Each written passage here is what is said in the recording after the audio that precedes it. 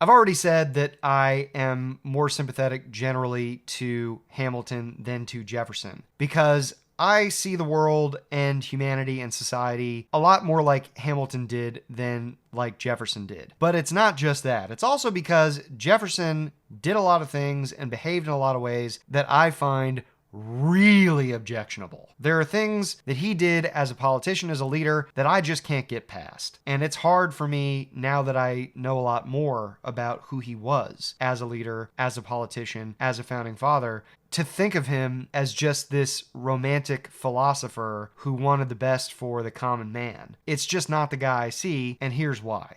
I think Jefferson's life of privilege may have warped his view of people and how society worked. He had an absurdly, in my view, Polyannish outlook on human nature and average people. And what that has to do with his upbringing is that I think he was so surrounded by other wealthy, privileged people that he romanticized average, common people rather than actually getting to know them and seeing the desperate circumstances that they could often be in, and just being around a greater variety of people. I think that when you surround yourself with one class of person, with one type of individual who's very interested in the same things that you are, and Jefferson very definitely was surrounded by a pretty homogenous group of people, I think it distorts your perspective on how people actually are. And I think that Hamilton, on the other hand, had a much more rough and tumble upbringing and was surrounded by a lot more different kinds of people, and that's why he, Hamilton, understood the way that people could be shitty, and Jefferson didn't. That's my theory.